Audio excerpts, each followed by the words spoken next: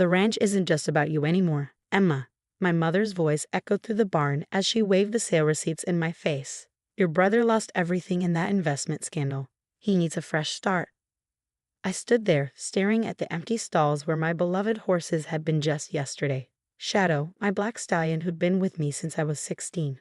Luna, the gentle mare who helped me teach countless children to ride. All gone, sold without my knowledge or consent. My name is Emma Sullivan, and at 32, I never thought I'd come home to find my own mother had sold my horses behind my back. The ranch, Silver Creek, had been my grandfather's legacy to me. He'd seen something in me that my parents never did. A passion for horses and determination to make something of myself. Where are they? I asked, my voice steady despite the storm raging inside me. Mom huffed, adjusting her designer scarf, probably bought with my horse's sale money. I got a good price from Thompson's Equestrian Center. They're better off there anyway. This place is falling apart, and you can barely keep it running. If only she knew. Did you even have the right to sell them? I challenged, though I already knew the answer. The horses were legally mine, registered under my name. I'm your mother. I have every right to help my children, and right now, David needs this ranch more than you do. He has a real business plan, not these silly riding lessons you give. David, my younger brother, the golden child. The one who could do no wrong, even after losing millions in a questionable investment scheme. Now my parents expected me to hand over my ranch, my life's work, to him. Where's Dad in all this? I asked, though I could guess. He was probably at the country club, pretending everything was fine while Mom did his dirty work. He agrees with me. Sign the ranch over to David. Emma. Be reasonable for once in your life. I walked past her to my office, trying not to look at the empty stalls. Each one felt like a stab in the heart. Opening my desk drawer, I pulled out a folder. You want me to sign something, Mom? How about you read what I'm signing first? She snatched the paper, her eyes scanning the document. Her face paled. What is this? That's my contract with Harrison International Equestrian Centers. Turns out those silly riding lessons caught someone's attention. They're investing $2 million to turn Silver Creek into their premier training facility. Mom's hands trembled. $2 million? The papers were finalized last week. I was going to announce it at the family reunion next month. I took the contract back, sliding it into my drawer. Those horses you sold.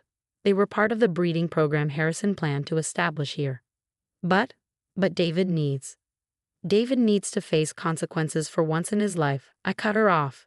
And you and Dad need to understand that this ranch isn't your backup plan for his mistakes. The sound of tires on gravel drew our attention. Through the barn door, I saw Harrison's legal team pulling up in their sleek black SUV, right on schedule for our first official meeting. They're here about the horses, aren't they? Mom's voice had lost its earlier confidence. Among other things, I straightened my jacket, heading for the door. You might want to leave before they start asking questions about unauthorized sale of contract assets. Emma, wait, she grabbed my arm. We can fix this. We'll get your horses back. Just don't tell your father about this. You know how he gets when his plans are disrupted. I gently removed her hand. You should have thought about that before selling my horses. Now, if you'll excuse me, I have a meeting about the future of Silver Creek. My future. As I walked toward the Harrison team, I heard my mother's hurried footsteps heading to her car. She'd tell Dad everything, of course. They'd probably spend hours plotting how to regain control of the situation. But for the first time in my life, I held all the cards. The family reunion next month would certainly be interesting, especially when everyone learned exactly what their precious David had really lost his money on. I smiled, greeting the Harrison executives. Sometimes the best revenge isn't fighting back, it's letting people discover just how badly they've underestimated you. Ms. Sullivan, Harrison's CEO, extended his hand, ready to begin the new chapter of Silver Creek. More than ready, I replied, leading them toward the ranch house. Behind us, my mother's car sped away, leaving a trail of dust that seemed to signal the end of her control over my life. The real story was just beginning. The next 3 weeks were a whirlwind of activity at Silver Creek. While my parents went mysteriously silent, Harrison's team transformed the ranch. New state-of-the-art stables were under construction, and the training arena was being expanded to international competition standards. But the emptiness of those familiar stalls still haunted me. "We've located your horses," Marcus, Harrison's head of operations, announced during our morning meeting. "Thompson's Equestrian Center is willing to sell them back. But they want triple the price," I finished, already knowing how these things worked. "They know we need them for the breeding program." Marcus nodded, sliding a paper across my desk. "There's something else. Your brother David? He's been trying to contact Thompson's, claiming he has authority to negotiate on behalf of Silver Creek." Of course he had. I was about to respond when my phone buzzed. "Dad? Princess." His voice held that fake warmth he always used when trying to manipulate me. "We need to talk about the ranch. Your mother might have acted hastily with the horses, but she meant well. David has some excellent ideas for the property." "Does he?" I kept my voice neutral. "Like the excellent idea that lost in his investors' money." That was different. Dad's tone sharpened. He was misled. "Look, we're having dinner tonight at the house. Come over. Let's discuss this as a family." I glanced at the satellite images on my wall. Plans for Silver Creek's expansion. "Sorry, Dad. I have a meeting with my lawyers tonight." "Lawyers? Emma, don't be difficult. Family doesn't need lawyers. Tell that to Mom when she sold my horses illegally." After hanging up, I turned to Marcus. "How soon can we get an injunction against my family regarding Silver Creek's assets?" He smiled, pulling out another document. "Already done. And if something interesting you should see about Thompson's Equestrian Center." The document he showed me made everything click into place. Thompson's wasn't just any equestrian center, it was where David had lost his investors' money. He convinced them to invest in a fictional expansion project, then disappeared with the funds. "My parents knew," I whispered, the reality hitting me. "They knew where the money went, and they were trying to use my ranch to cover his tracks." That evening, instead of going to my parents' house, I drove to Thompson's. The facility was impressive on the surface, but I could see the signs of financial strain: delayed maintenance, overworked staff, empty stalls. Mr. Thompson himself met me in his office, looking nervous. "Miss Sullivan, I assume this is about the horses." Partially. I placed Marcus's documents on his desk. "It's also about the $2 million my brother David convinced your investors to put into a non-existent expansion project." His face went pale. "How did you?" "Harrison International doesn't make investments without thorough background checks. They found the connection." I leaned forward. "Here's my offer. Return my horses at the original sale price, and I'll help you recover your investors' money." "And how exactly would you do that?" I smiled. "Because I know where David's been hiding the money. He's been living quite comfortably in a lake house bought through a shell company, a company registered to my mother's maiden name." Thompson stared at me for a long moment before reaching for his phone. "I'll have your horses ready for transport tomorrow morning." Driving home, I received a barrage of texts from my mother. "Where are you? Your father is very disappointed. David had a whole presentation prepared about his plans for the ranch. You're tearing this family apart." I ignored them all. Let them stew in their schemes and manipulation. The truth would come out soon enough. The next morning, as Shadow and Luna were being unloaded back at Silver Creek, I received an unexpected visit. My Aunt Susan, Dad's sister, who'd always seen through his facade. "They're in a panic," she said, watching the horses return to their stalls. "Your mother's been calling everyone, trying to gain support before the family reunion. But she won't say what's really going on.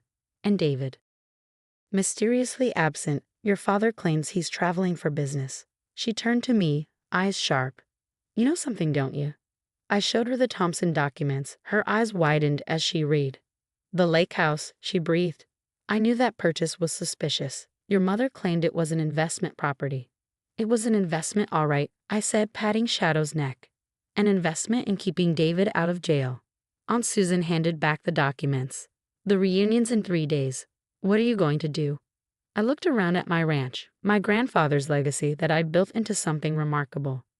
At the construction crews working on the new facilities, at my beloved horses back in their rightful place, at the future I created despite my family's attempts to hijack it.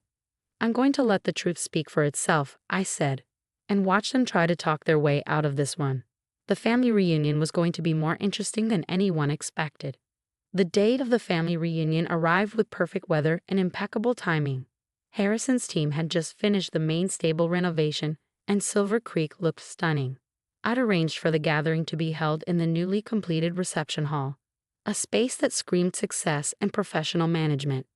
I watched from my office window as my relatives arrived, their expressions a mix of awe and confusion. My mother's Mercedes pulled up last, and I could see her gripping my father's arm tightly as they walked in. No sign of David, unsurprisingly. "Everything's ready," Marcus said, joining me with a folder. "Thompson and the investors are in the conference room. Should I send them in?" "Give it 15 minutes," I replied, straightening my jacket. "Let's make sure everyone's settled first." The reception hall was buzzing with conversation when I entered. Aunt Susan caught my eye and winked. She'd helped spread just enough hints about today's special announcement to ensure perfect attendance. "Emma," my mother hurried over, her smile strained. "What is all this? This isn't what we discussed for the reunion." "We didn't discuss anything, Mom. Remember? I was too busy with my lawyers." Before she could respond, I stepped up to the podium. The room fell silent. "Welcome, everyone.